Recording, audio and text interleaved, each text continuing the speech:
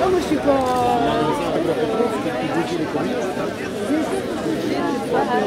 Oui, oui, non, j'entends bien, mais la gauche, quoi.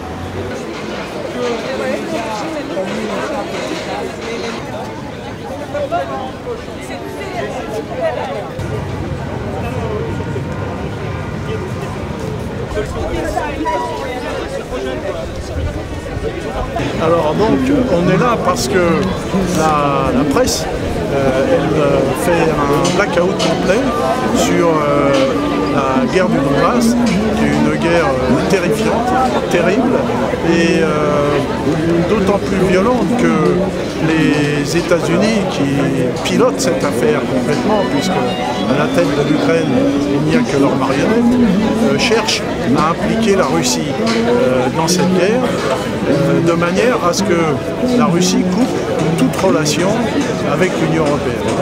Or cette guerre, elle est in fine dirigée contre l'Europe. Et donc pour amener les Russes à intervenir, ils commettent les crimes les plus horribles qui soient, tels que bombarder des orphelinats, des écoles, des hôpitaux. Ils cherchent d'ailleurs, tiens, qu'est-ce que je vais faire d'horrible aujourd'hui? Ils coupent les oreilles des prisonniers. Enfin, on est dans l'horreur absolue. Et il faut absolument briser le mur du silence. Le mur du silence des médias qui sont, comme d'habitude, complices de ce genre d'action, comme ils l'ont fait en Libye, ils l'ont fait en Syrie, maintenant ils font la même chose. Ils lancent des loups furieux dans la bataille, comme en Syrie avec les Takfiris. Là, ils lancent les néo-nazis dans l'action, et c'est ces gens-là qui n'ont strictement aucune retenue. Ils n'ont aucune valeur militaire, on voit, mais on leur a donné des armes puissantes, des canons qui tirent à 20 km, et avec ça, ils bombardent surtout des populations civiles, et ils ont fait beaucoup de dégâts. Alors pour s'informer sur ce conflit, il y a évidemment, il faut utiliser les moyens modernes. Moi j'utilise Twitter et je fais le suivi des journalistes sur place, qu'ils soient de Russia Today ou d'autres, qui sont sur place et qui tweetent, qui donnent des informations. Je prends Russia Today aussi, qui a beaucoup de moyens sur place. C'est comme Life News aussi, les journalistes russes. Et puis, au travers de l'Internet, il y a des sites de gens de Slaviance. Par exemple, Slaviance, ils ont un site qui s'appelle South Front, dans lequel tous les jours, ils font un communiqué le matin et le soir sur ce qui se passe autour de Slaviance. Voilà. Puis il y a le site internet, le site de Strelkov aussi. Bonjour. Malheureusement, on peut déjà dire que notre meeting, même s'il est couvert par les médias, même si on est nombreux, malheureusement, ce ne sera sûrement pas le dernier sur ce sujet. Alors, l'appel du Rassemblement contre la guerre en Ukraine, Paris, place de la République, 22 juin 2014. La guerre en Ukraine continue. La population civile de l'Ukraine de l'Est en paye le principal tribut. Les morts se comptent désormais par centaines. Des dizaines de milliers de personnes ont été contraintes à quitter leur maison. Les infrastructures des villes assiégées sont systématiquement détruites lors des combats par les tirs d'artillerie et les frappes aériennes. Chaque nouveau jour de guerre rajoute de nouveaux noms à la liste de morts. Chaque nouveau jour de guerre attise la haine.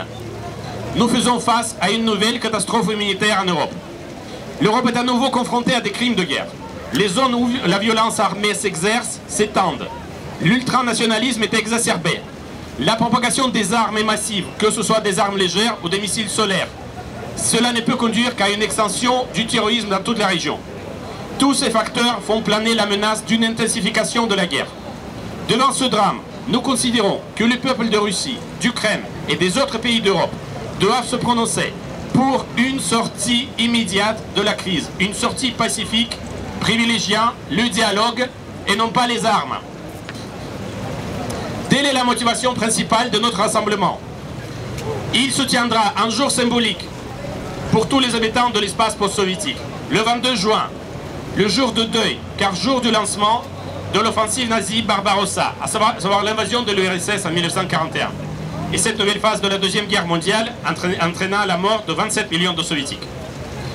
Nous considérons indispensable de soutenir les forces politiques et sociales qui agissent aujourd'hui en Ukraine en faveur de l'arrêt des hostilités. Nous voulons appeler la société civile française et européenne à leur assurer tout le soutien nécessaire dans cette tâche. Nous voulons exiger du gouvernement français, des autres pays européens, des États-Unis, de se prononcer pour une solution pacifique à la crise, en appelant à l'arrêt immédiat des combats. Nous voulons appeler les médias européens, russes, ukrainiens à une couverture plus objective et suivie de la crise ukrainienne. Nous voudrions initier des enquêtes internationales permettant d'établir les responsabilités dans les crimes de guerre commis en ce moment même, ainsi que dans ceux ayant conduit au déclenchement de la guerre, que ce soit sur le Maïdan, à Odessa ou dans les régions de l'Est de l'Ukraine. Aux belligérants, nous demandons de conclure un cessez-le-feu immédiatement. Il est nécessaire d'arrêter les combats. Et avant tout, d'exiger l'arrêt des frappes aériennes et des tirs d'artillerie aveugles contre les villes et les villages de l'Est de l'Ukraine. À cette fin, nous demandons à l'ensemble des États européens, aux États-Unis et à la Russie, d'exiger une zone d'exclusion aérienne au-dessus des villes ukrainiennes. Enfin, les combattants de tous bords doivent s'éloigner des zones de peuplement de civils. Nous demandons également la création de couloirs humanitaires permanents permettant l'évacuation des civils et l'acheminement de l'aide humanitaire et médicale dans les zones de combat.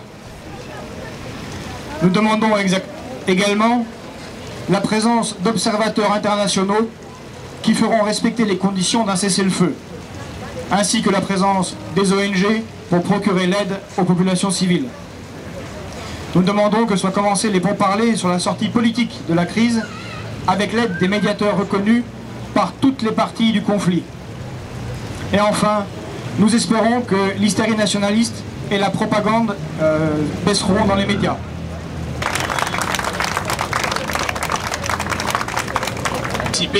Laissez vos coordonnées, laissez votre mail et prenez nos...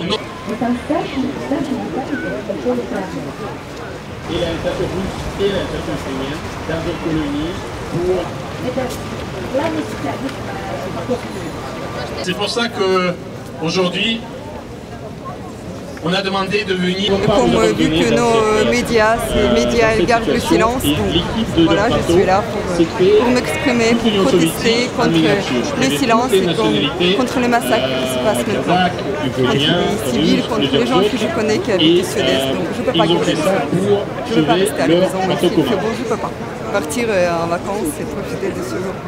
Je suis là, je suis avec le sud-est, avec Donbass. Que subissent vos proches justement en Ukraine en ce moment? Ce sont mes amis.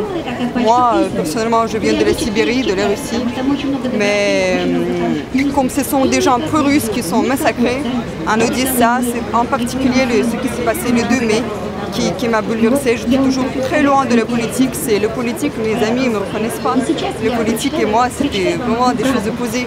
Mais ce qui s'est passé, c'est pas de la politique le 2 mai, c'était les Russes qui ont été tués. Moi, je suis russe.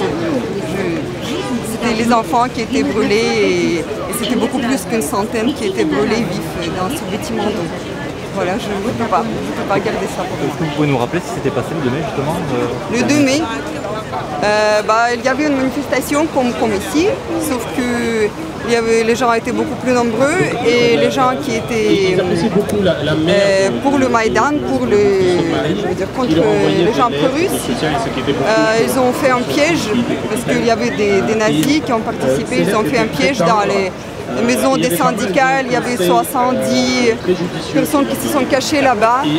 Et les autres, il y avait milliers de personnes qui ont forcé des gens qui étaient des manifestants à entrer dans ce bâtiment. Et là, ils ont utilisé du phosphore blanc pour les brûler. Et après, les autres, ils faisaient des cocktails Molotov, ils les ont jetés par les fenêtres. Et les gens qui essayaient de sauter par les fenêtres, de se sauver, bah, ils ont tiré. Il y a plein de vidéos sur YouTube, vous pouvez voir comment on tire sur ces gens qui sautent par les fenêtres. Et il y a ici des gens dont des gens des relatifs, des amis, des gens de la famille qui ont participé, qui étaient là. Il y a une fille dont la sœur, ils ont tiré sur sa main. Et des gens qui ont entendu le témoignage qu'il y avait beaucoup d'enfants dans ce bâtiment. Parce que même les mamans qui se sont promenées avec des poussettes pas loin, ils ont essayé de se sauver en se cachant de ce bâtiment, bah, ils étaient brûlés. Voilà, donc est-ce que les Français en sont au courant? Est-ce que quelqu'un le sait? Est-ce qu'il y avait quelque chose? Justement, vous résidez en France. Comment vous interprétez la position du gouvernement français par rapport à l'Ukraine? C'est surtout la politique qui est dictée par les États-Unis. La France, à mon avis, il essaie de garder la neutralité, mais en même temps, il est plus sur le côté des États-Unis. Donc les médias, je ne sais pas, s'ils ont une interdiction, je ne sais pas.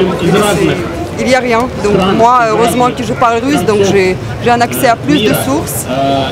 Et surtout que je ramasse des témoignages des gens qui habitent là ou dont les familles habitent là. Donc j'ai des témoignages directs sans passer par la presse. Est-ce que vous attendez quelque chose de l'élection du nouveau président ukrainien et comment ressentent vos proches en Ukraine? J'attendais rien du tout parce que c'est un oligarque. Il a son chaîne de télé. Et les autres candidats ils étaient menacés. Il y a plein de candidats qui ont retiré leur candidature juste quelques jours avant les élections. Et lui, il avait sa chaîne de télé sur laquelle il faisait les pubs de lui-même. Qu'est-ce que j'attendais rien du tout.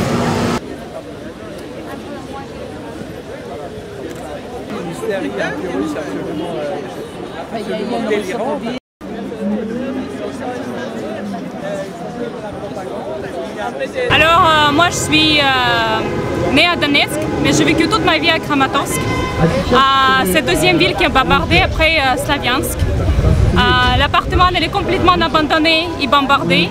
La belle-sœur de mon demi-frère a perdu le bras pendant le dernier bombardement. Sa voisine elle était tuée. Les maisons où mon frère habitait pendant les dernières 5 années ruinées à moitié. Donc toute ma famille a abandonné Kramatorsk aujourd'hui. Ils vivent toutes les 4 dans 30 mètres carrés à Donetsk en espérant que ce ne sera pas bombardé à Donetsk.